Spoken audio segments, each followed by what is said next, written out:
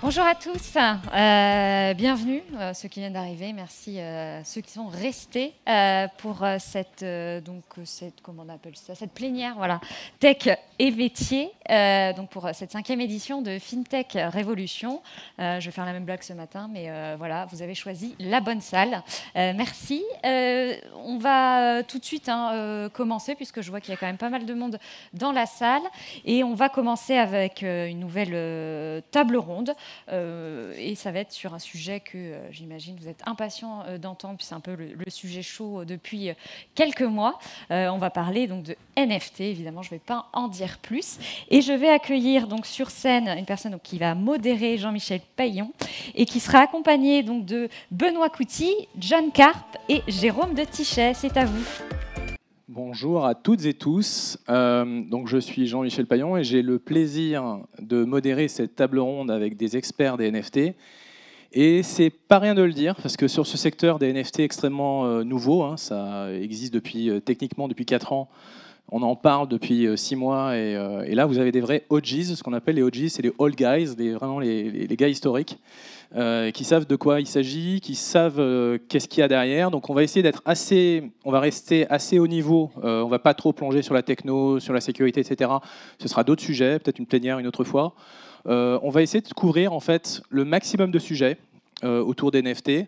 On va essayer de vous montrer que c'est un sujet qui est beaucoup plus profond qu'il n'en a l'air, que c'est pas juste un clic droit save ou que c'est pas juste des images Panini. C'est un petit peu plus que ça.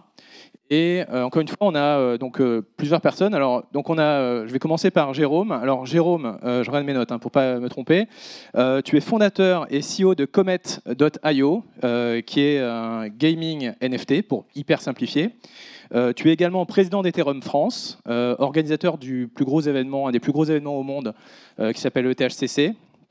Et autour de la communauté Ethereum, tu sais un peu de ce dont tu parles, puisque tu étais avant chez Consensus, qui était la division de conseil de Ethereum, et tu étais chez Ledger avec moi il y a quelques semaines, et donc tu nous as quittés pour monter ta boîte NFT. Voilà, à côté de toi, on a John Carp, donc John aussi un OGs, entrepreneur à succès, Be My App, leader d'organisation des hackathons depuis plus de 10 ans. Tu as plongé dans les NFT il y a 2 ans à peu près, et tu as écrit un livre, d'ailleurs qui est le meilleur livre à acheter, si vous avez un livre à acheter, c'est celui-là, NFT Révolution. Il y aura les liens un peu plus tard peut-être pour vous documenter, c'est très très très détaillé. Tu es aussi l'organisateur du podcast le plus connu dans la scène francophone, qui est NFT Morning. Tous les jours, tu fais une interview d'une personnalité du secteur des NFT. Donc tu as vu les principaux acteurs du secteur. Voilà. Et tu organises également le Non-Fungible Meetup, qui est la communauté NFT grandissante à Paris, mais également en France, et qui va se développer. Et on parlera peut-être d'autres projets d'ailleurs un peu plus tard. Et enfin, on a Benoît Couty, alias Benoît C. Benoît, voilà, qui est en fait hasard incroyable, c'est un anagramme de Bitcoin, donc c'est très cool. Et donc toi, tu as 2 vies en fait, tu es Dr Jekyll et Mr Hyde. Tu es avocat fiscaliste spécialisé en nouvelles technologies la journée. Oui. Et la nuit et le week-end, tu as le plus gros musée NFT au monde. Voilà, et je fais partie des OG All Guys, mais aussi, pour un peu donner le ton, Original Gangsters.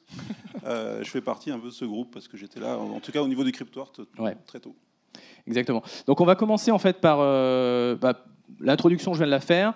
On va peut-être demander déjà pour commencer à John, qui a la vue un peu la plus globale sur qu'est-ce que c'est les NFT, un peu donner la définition, mais surtout qu'est-ce que ça recoupe, quelles sont les principales familles et usages des NFT.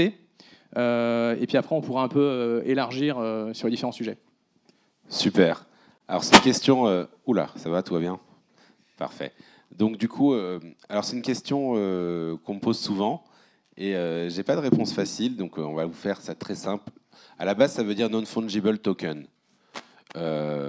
J'ai pas envie de rentrer dans les définitions de ce qui est fongible ou non fongible, parce que c'est pas vraiment ce qui nous intéresse, et moi je suis intimement persuadé que le terme NFT d'ailleurs sera plus utilisé dans quelques années. Mais pour faire simple, quand on dit NFT aujourd'hui, ça signifie tout simplement un titre. C'est un titre de propriété d'un objet numérique. Donc ça veut dire que concrètement, un NFT, ça correspond à une information qui atteste que vous avez bien acheté tel élément à tel moment, telle personne. Dans le grand registre qu'on appelle la blockchain, donc sans rentrer dans les détails techniques, mais c'est un grand registre réputé fiable, infalsifiable, 100% traçable, et donc dans lequel on a de la confiance, ce qui fait que vous avez tous entendu parler des sommes monumentales qui s'échangent aujourd'hui dans les NFT. C'est parce que depuis maintenant 12 ans que les systèmes de blockchain sont développés, on sait que c'est un système qui est, on va dire, pas piratable, pour faire simple, et que quand j'achète, par exemple, un Bitcoin, un Ethereum au niveau des crypto-monnaies, eh bien, j'en suis vraiment propriétaire. C'est la même chose pour les NFT. Quand j'achète justement les différents éléments dont on va parler, j'en suis vraiment propriétaire. Qu'est-ce qu'il y a derrière? C'est quoi les usages? Il y en a plein. Mais les grandes familles, on va dire qu'on a l'art, en effet. Donc, c'est peut-être la partie la plus visible, la plus connue, celle qui a fait connaître les NFT en début d'année, avec ces grands artistes dont on a entendu parler, des Beeple qui font des ventes chez Christie's pour 69 millions de dollars, ou des packs, je ne sais pas si vous avez entendu, qui font aussi des très grosses ventes. Donc, quand j'ai le NFT, en effet, il y a l'image d'un côté, donc c'est une image numérique, tout le monde peut la voir sur Internet, une seule personne en est propriétaire. Et donc, c'est ça le concept du NFT. Ça a permis en fait de créer un marché dans l'univers de l'art numérique qui n'avait pas de marché jusqu'à présent. C'est-à-dire qu'on avait des artistes comme Beeple, par exemple. Je vous la fais vite, mais c'était une personne qui était extrêmement connue. L'antenne, pardon, excusez-moi. Donc, c'était une personne qui était extrêmement connue dans le monde du digital, qui avait depuis 13 ans énormément de followers, qui faisait une performance artistique extrêmement connue. Tous les jours, produire une œuvre 3D sur son compte Twitter, 365 jours sur 365. Et il y a un an, quand on demandait à Beeple, ça va, le business, tout va bien? Il fait, ça va, je me débrouille, je fais des petites affaires, je fais des collabs avec des agences, je bosse avec des marques. Il ne vivait pas de son art, en fait. Et en fait, le NFT, ça a permis tout simplement, pour des artistes comme celui-là, quand ils s'y sont mis, de se vendre comme d'autres artistes sur le marché de l'art. Et donc, quand j'ai le NFT d'un Beeple, j'aimerais bien, ou d'un autre artiste, je retrouve tous les attributs de propriété qui n'existaient pas dans le monde numérique. Donc je peux le conserver, je peux le donner, le prêter, le mettre en gage dans un crédit, le détruire si je le souhaite. Donc ça va créer en fait tous les attributs de propriété d'un objet numérique qui jusqu'à présent n'existaient pas. Et donc ça existe dans le monde de l'art, ça existe dans le monde du gaming. Et donc, on va pouvoir en parler, mais évidemment, il y a toute une famille, on va dire, d'assets dans le monde du gaming qui existe déjà, mais qui existe déjà dans les jeux traditionnels. Hein. Quand on joue à Fortnite, par exemple, vous savez, Fortnite, c'est l'année dernière 1,8 milliard de chiffre d'affaires juste en vendant des objets virtuels, des wearables, comme on dit, des fringues. Des baskets, des masques, des chaussures, des chapeaux, uniquement pour avoir du style dans le jeu. Donc les gens achètent déjà ces objets numériques. C'est juste que dans Fortnite, aujourd'hui, ils ne s'en sont pas vraiment propriétaires. Il n'y a pas de second marché, ils ne peuvent pas les sortir, ils ne peuvent pas les emmener dans un autre jeu, ils ne peuvent pas aller les mettre sur Le Bon Coin ou sur Vinted, ils ne peuvent pas les prêter ou les mettre en gage dans un crédit ou les détruire. Enfin, ils n'ont pas ces attributs de propriété. Alors qu'il y a tout un univers de jeux qui se crée où on est vraiment propriétaire finalement du matériel qu'on va acheter dans ces jeux. Et John, peut-être juste pour bien redire pour toute la salle, les NFT, ça repose sur des blockchains publiques, donc principalement sur la blockchain d'Ethereum, Solana, etc. C'est de la crypto. Hein, c'est pas des panini machin, c'est de la crypto.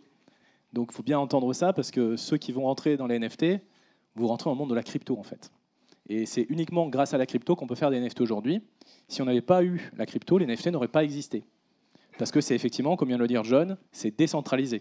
Vous n'êtes pas dépendant d'un tiers, vous faites ce que vous voulez avec votre actif, c'est le vôtre, vous en êtes responsable, mais vous n'êtes pas dépendant d'une banque, d'un éditeur de jeu qui va vous empêcher de faire quelque chose avec, vous en êtes propriétaire. Et pour rebondir sur ce que tu dis sur c'est la crypto, où sont vos NFT quand vous avez un NFT? Ils sont sur votre wallet, sur votre adresse publique d'une blockchain. Donc ils ne sont pas dans votre poche, ils ne sont pas sur votre mur, à moins que vous les projetiez sur l'écran.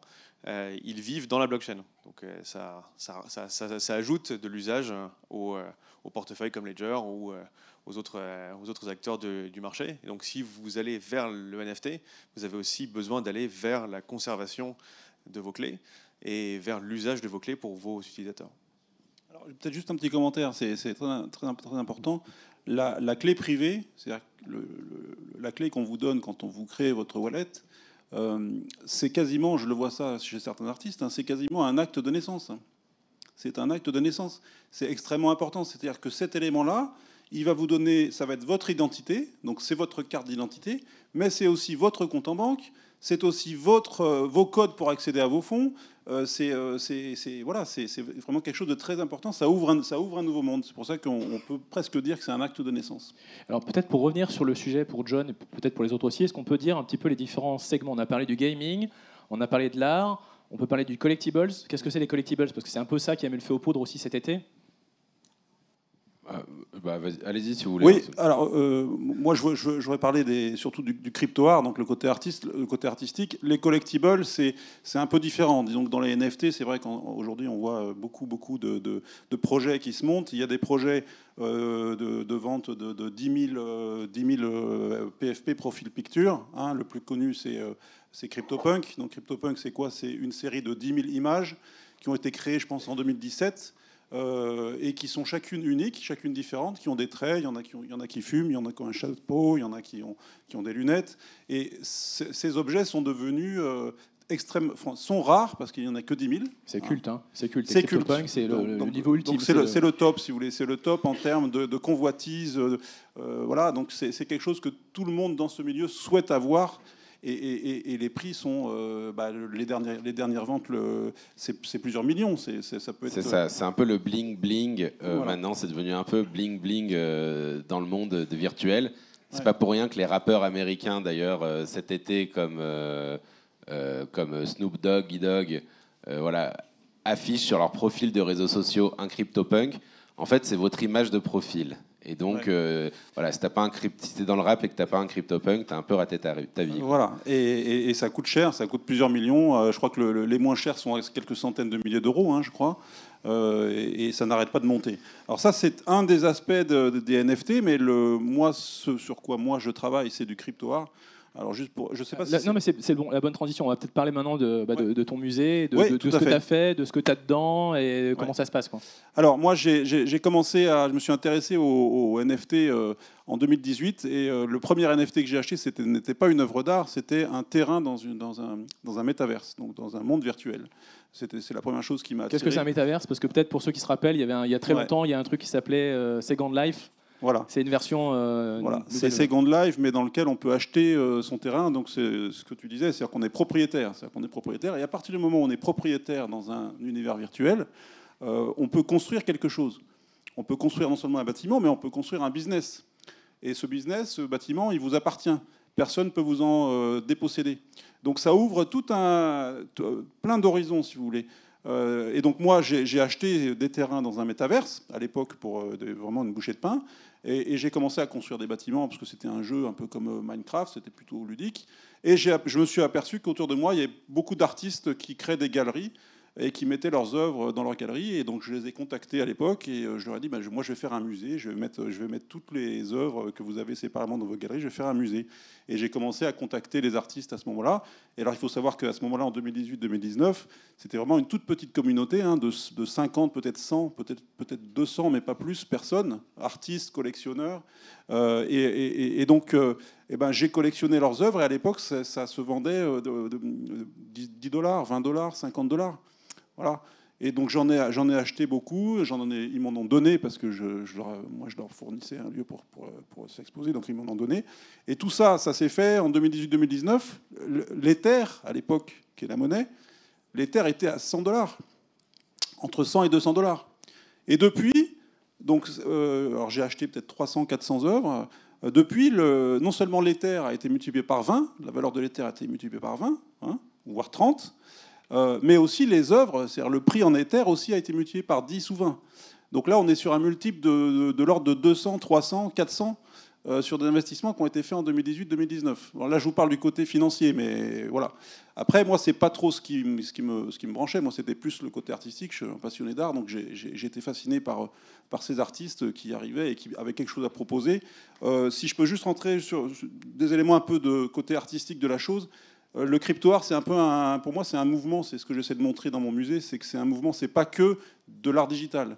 C'est-à-dire que les artistes de l'art digital qui existaient et qui sont venus ensuite utiliser ces technologies n'ont pas forcément cet esprit crypto-art qui a existé au début, qui est l'esprit des OGs, hein, les Original Gangsters, et qui sont un peu des rebelles, hein, qui sont des révoltés, qui dénoncent les systèmes centralisés, qui dénoncent les galeries d'art, et qui ont une vision sur un monde crypto, quoi, hein. Donc il y a ce côté-là qui est très présent dans le crypto-art, un côté un peu politique. Et peut-être pour continuer là sur ce sujet art, est-ce que toi et John, peut-être vous pouvez nous donner, et Jérôme bien sûr, tu peux nous donner notre avis parce que tu t'y connais bien aussi, mais est-ce que tu peux nous dire un peu qui collectionnait, qui sont un peu les artistes qui comptent? On a parlé des CryptoPunks, est-ce qu'il y en a d'autres? Mais c'est plutôt les collectibles, qui sont un peu les stars, pareil, vous les avez un peu cités. Et est-ce que vous pouvez nous donner aussi des informations sur la scène artistique NFT française? Comment on se situe dans cet écosystème qui, de l'extérieur, a l'air d'être principalement nord-américain, de l'extérieur en tout cas?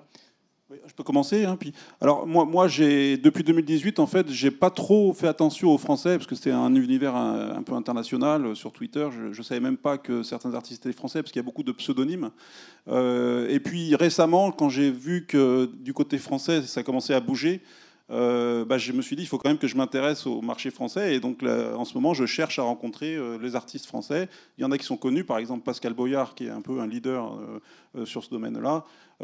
C'est un artiste qui vient du street art et qui, concrètement, peint des fresques et ensuite les vend, vend des NFT qui sont des représentations, des fractions des fragments de son œuvre. Oui, parce que les NFT, c'est un sujet, là, Pascal Boyard a trouvé effectivement le lien justement entre le monde physique et le monde NFT.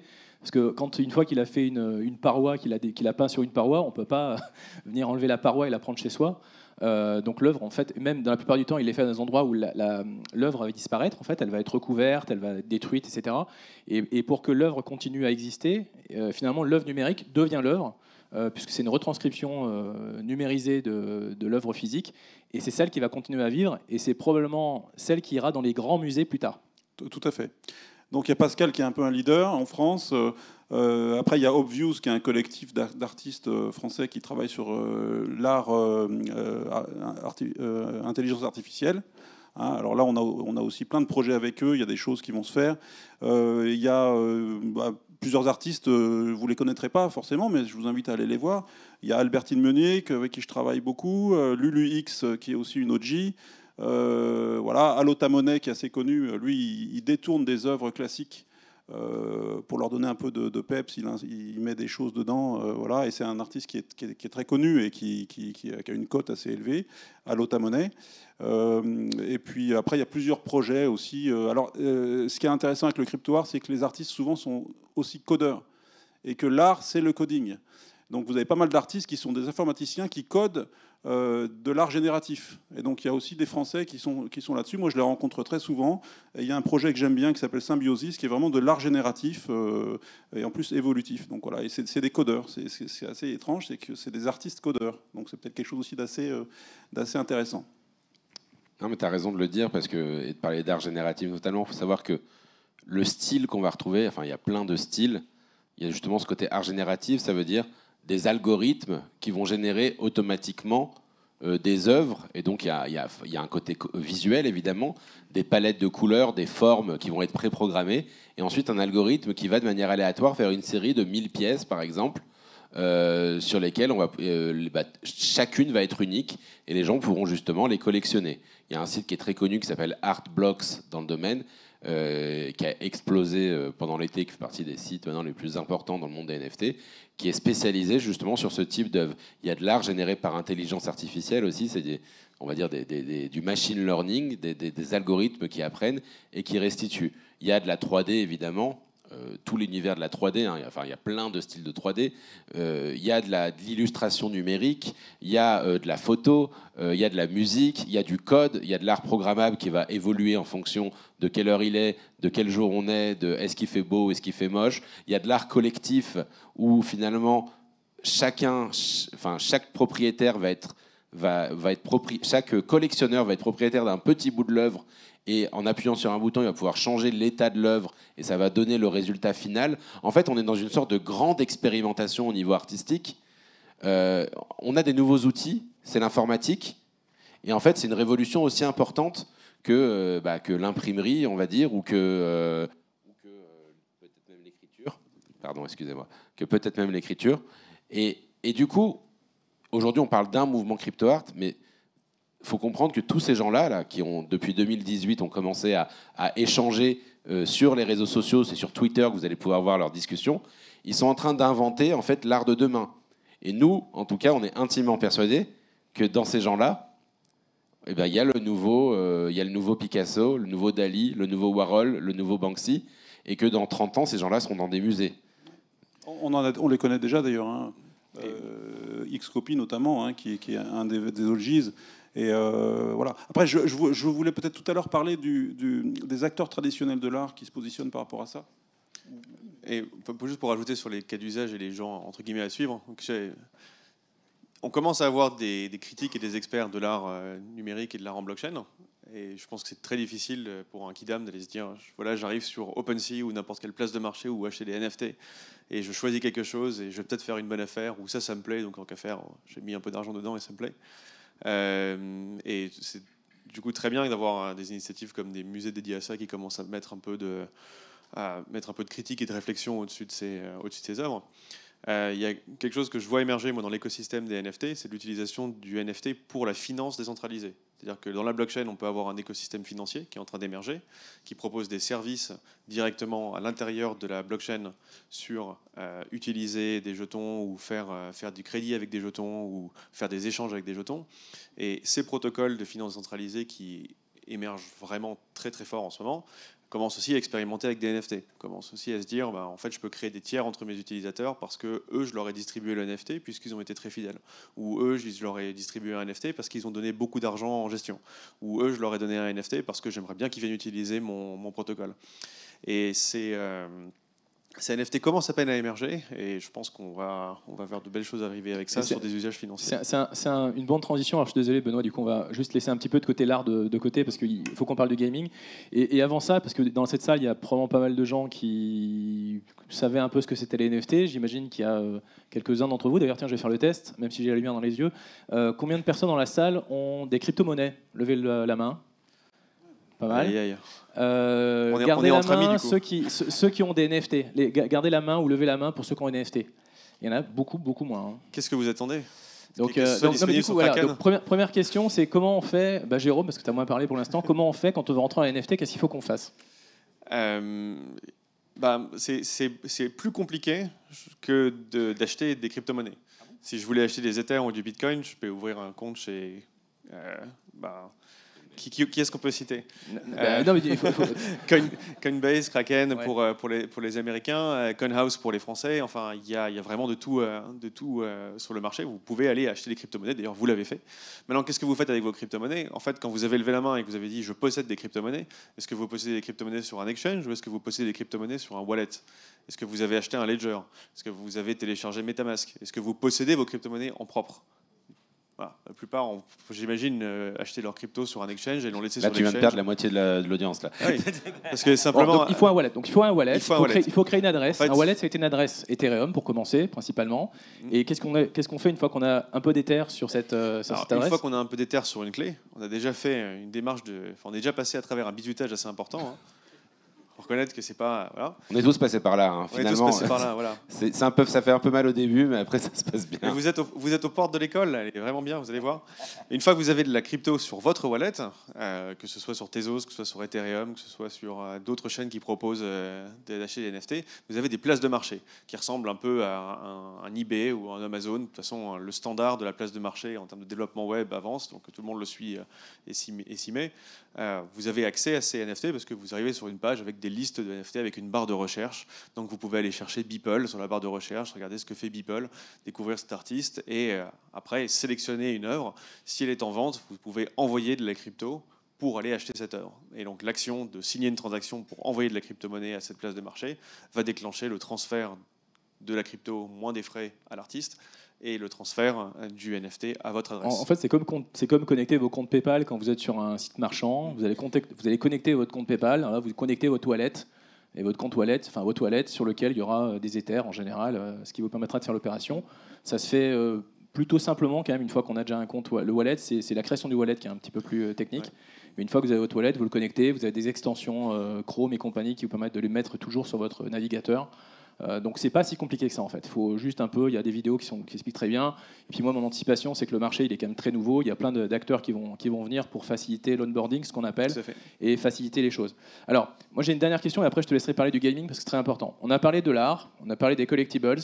Dans cette salle il y a beaucoup de gens qui viennent de différentes industries et donc en fait les NFT c'est pas juste de l'art et c'est pas juste du gaming, même si c'est deux industries très importantes qui vont bénéficier des NFT.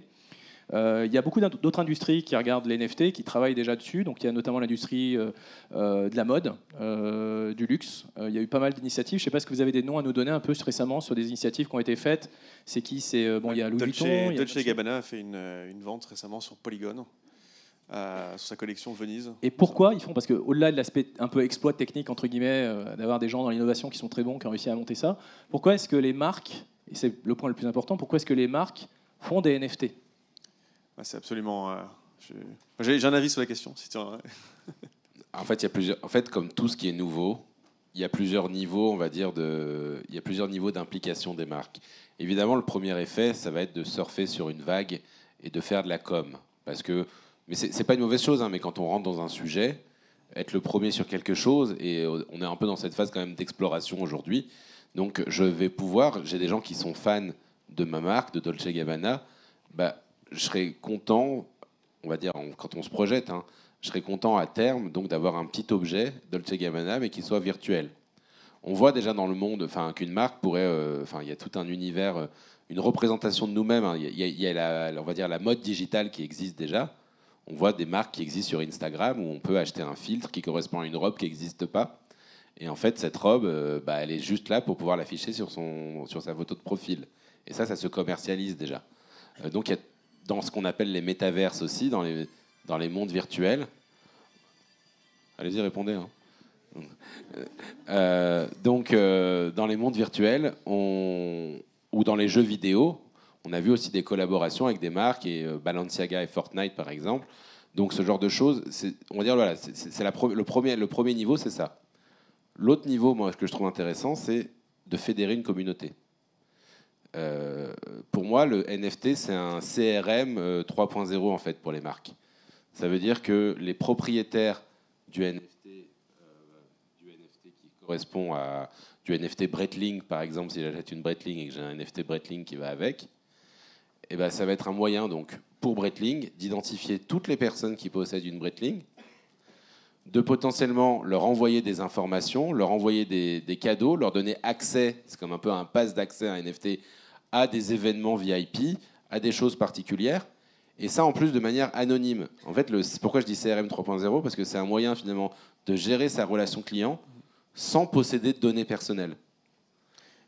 Ça veut dire que... je ne sais pas ce que tu en penses. Hein, au-delà de la gestion de la relation client, c'est vraiment une gestion de sa distribution et de son stock. Pour reprendre l'exemple de l'horlogerie, pour avoir un peu travaillé avec LVMH sur des projets à l'époque où j'étais chez Consensus, c'est clé, parce que qui va acheter une Breitling ? Quelqu'un qui a déjà une Breitling. Qui a le plus de chances d'acheter une Breitling ? C'est quelqu'un qui en a déjà acheté une. La majorité des gens ne vont pas en acheter une directement en allant à la boutique, ils vont s'en faire offrir une pour un événement, ils vont l'acheter sur le marché secondaire. Vous n'êtes pas dans le catalogue des clients de Breitling quand vous avez acheté une Breitling sur un site de vente aux enchères. Si vous transportez en même temps le NFT correspondant, non seulement ce NFT fait office de certificat d'authenticité, mais aussi quand vous allez vouloir aller chez Breitling pour enfin vous offrir la montre de vos rêves que vous allez acheter en propre au magasin et tout ça, vous allez les voir en disant moi je suis collectionneur de Breitling, j'en ai déjà 3-4 et je suis super content d'acheter cette édition limitée.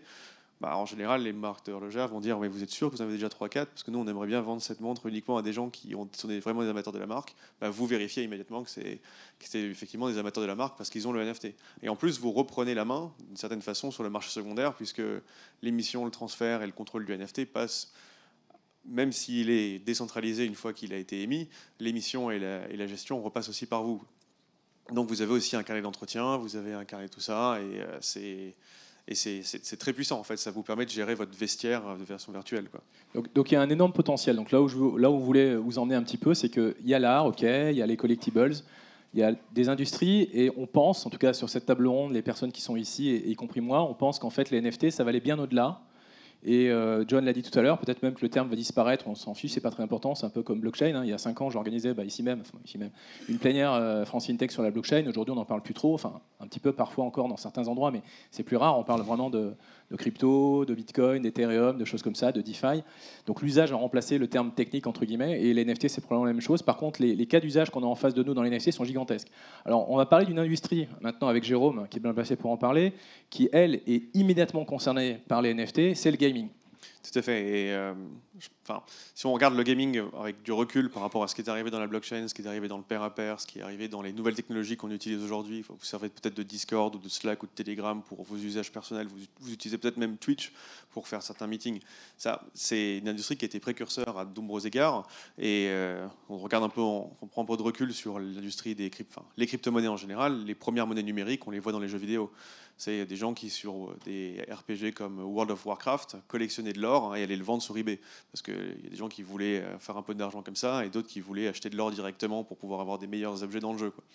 Et que faisait l'éditeur à l'époque? La police arrivait et Blizzard disait, l'éditeur du jeu, je vous bannis de mon jeu parce que vous n'avez pas le droit de vendre des objets de mon jeu, puisque les objets de mon jeu, c'est moi qui les possède, c'est moi qui les aimais et je veux que les gens puissent les passer. Donc, ils ne les possédaient pas parce que c'était centralisé. Exactement.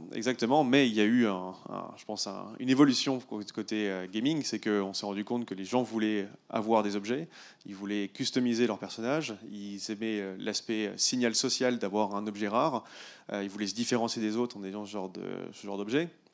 Et donc très naturellement, tu citais les chiffres de vente d'un jeu populaire comme Fortnite. On achète beaucoup de skins, on achète beaucoup de wearables, on achète beaucoup d'objets qui se différencient des autres. Et même sur des jeux plutôt de ma génération, comme Counter-Strike, aujourd'hui, des skins sur Counter-Strike, ça peut aller jusqu'à 50-60 000 euros, quoi. Donc avoir la peinture qui va bien sur l'arme de votre arme préférée, ça a de la valeur.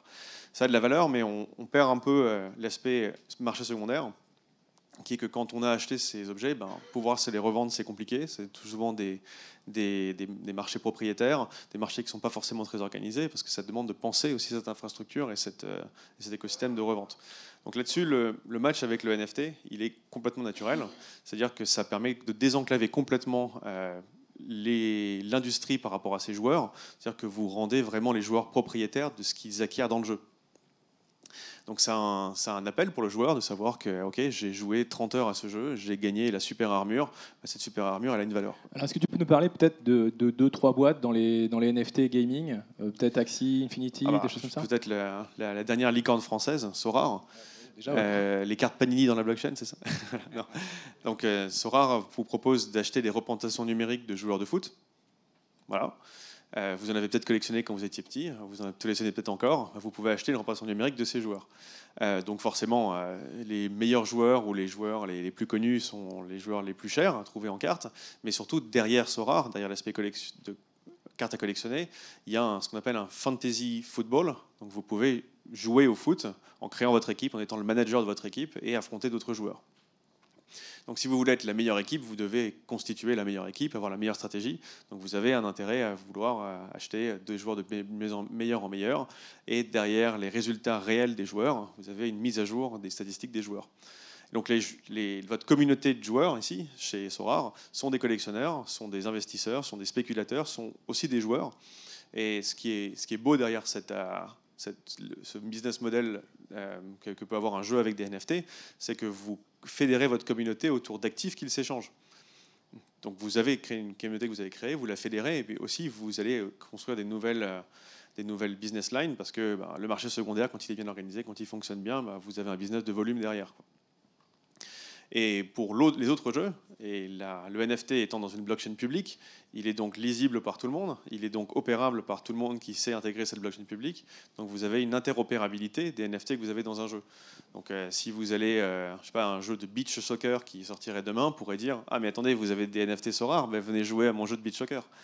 Et vous permettez d'aller parler à d'autres communautés comme ça, quoi. Je crois qu'Ubisoft avait lancé un jeu d'ailleurs compatible avec les cartes so rares, si je me trompe pas. Tout à fait. C'est une continuation, prendre votre identité de joueur, prendre votre expérience de joueur et de la porter d'un jeu à l'autre.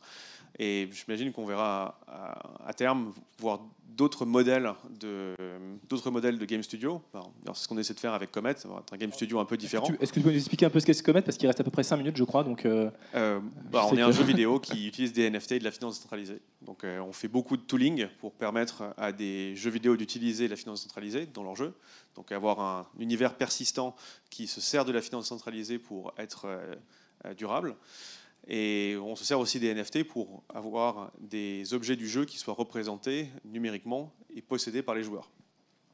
Et notre positionnement est d'essayer de créer de nouveaux business models pour les studios de gaming en se considérant comme émetteurs d'actifs, donc émetteurs de vaisseaux spatials dans le cas de Comet actuellement, ou émetteurs de Profile Peak dans le cas d'autres projets, mais que le studio de développement fasse l'infrastructure, construise des jeux qui sont en fait des infrastructures où vos NFT ont utilité.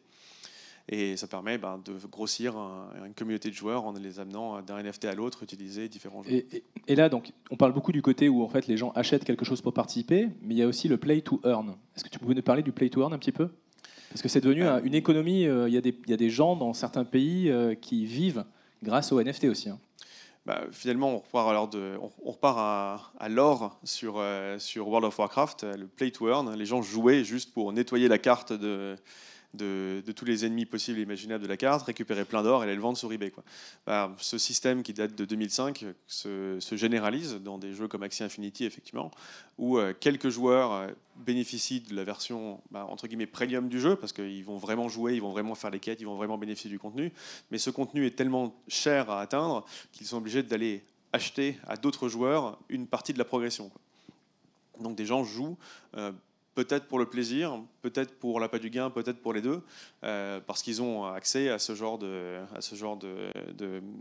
revenus. Et économiquement, ça fait un peu penser à... En fait, c'est de l'exportation de travail avec un extra step. Mais on n'a pas encore de régulation dessus, malheureusement. Mais c'est assez amusant à voir émerger, en effet. Okay, merci, Jérôme. Peut-être pour terminer, il nous reste à peu près 1 minute 30, 2 minutes, je pense. On va peut-être terminer sur un sujet qui nous intéresse tous les quatre, mais pas que. Les NFT, on a dit que ça faisait partie, effectivement, c'est une nouvelle partie des cryptoactifs, parce que ça repose sur la technologie sous-jacente. On a vu qu'il y avait effectivement Sorare qui avait fait la plus grosse levée de tous les temps en série B il y a quelques semaines. On a 2 entreprises qui sont directement, indirectement sur les NFT. Moi-même, je suis chez Ledger, on aide bien sûr les NFT parce qu'on les sécurise, donc naturellement on est dedans, même si c'est pas que ça, mais on le fait aussi bien. Est-ce que vous pensez que la France peut devenir un leader mondial de cette nouvelle industrie ? Oui. Pareil. Ah oui, bien sûr. Hein. On est là pour ça. Qu'est-ce qui nous manque ? Qu'est-ce qui nous manque ? Est-ce qu'il y a des investisseurs dans la salle ? Est-ce qu'il faut qu'ils viennent vous voir ? Qu'est-ce qui va se faire dans les prochaines semaines ? Quels sont un peu vos projets ? On peut dire quels sont les projets de chacun dans les prochaines semaines pour aider le secteur des NFT à grandir. Toi, Jérôme, concrètement, tu fais une levée de fonds, on a levé des fonds, on lève encore un petit peu des fonds, ça se passe bien. On finalise nos partenariats avec des grandes entreprises du gaming. Et qu'est-ce que vous pouvez faire, vous ? Envoyez des sioux, évidemment, mais surtout soyez curieux de cet écosystème et regardez-le grandir avec bienveillance. Voilà. Ok, cool. John ? En fait, je pense qu'en France, on a vraiment des grands talents. On a des leaders mondiaux des NFT. On a des vrais leaders mondiaux. On a un des premiers musées dans les NFT. On a un des jeux leaders. On en a plein d'autres. Un des leaders des métaverses, un des leaders wallet. Il y a des artistes qui sont aussi des artistes de renommée internationale. On ne sait pas forcément qu'ils sont français, mais la France est surreprésentée en termes de talent et en termes de market cap, même, on va dire, dans le monde des NFT. Et ce qui nous manque, selon moi, c'est un marché local, tout simplement. Ça veut dire qu'aujourd'hui, les Français, ils vendent à des Américains ou bientôt à des Chinois. Mais en fait, c'est un peu cette curiosité naturelle. En fait, avec tout ce qu'on a, on devrait avoir 50 millions de Français qui achètent des NFT. Et si on a ça, demain, on sera un leader mondial. Demain, le politique suivra. Demain, le reste du monde suivra. Et demain, on aura des nouveaux Sorare et des nouveaux Ledger x20. Et à mon avis, c'est ce qu'il nous faut. Et alors sur l'art en particulier, la France a une légitimité, ça paraît évident. Alors tout ça a été très vite, hein, il ne faut pas oublier. C'est-à-dire qu'il y a 3 ans, il n'y avait rien, en tout cas sur le crypto-art. Donc on est voilà. En ce qui me concerne, le projet Museum of Crypto Art est devenu tellement important entre guillemets que je ne peux plus m'en occuper tout seul. Parce que ça reste quand même une passion, puis j'ai aussi mon travail à côté. Donc là, je suis en train de créer une structure juridique et d'avoir des associés qui me rejoignent pour développer ça. Donc c'est encore très, très, très neuf. Voilà. Super. Alors vraiment pour conclure cette fois-ci, après je vais laisser la parole à Charlie pour la table ronde suivante. Donc effectivement, il y a plein de projets. Donc venez voir les différentes personnes sur cette table ronde après. On aura plaisir à échanger avec vous. Petit message, il y en a qui chargent des fonds, il y en a qui vont probablement lancer des projets sur cette table avec des lieux aussi, des lieux pour accueillir les projets NFT. Donc venez nous voir. Si vous avez aussi des projets, n'hésitez pas à venir nous voir. Si vous êtes banquier et que vous acceptez des boîtes qui sont dans la crypto, les NFT, venez nous voir aussi. Parce qu'on cherche à ouvrir des comptes en banque, je crois, certains. Voilà. Donc merci beaucoup, on espère que c'était utile et à très bientôt. Merci beaucoup.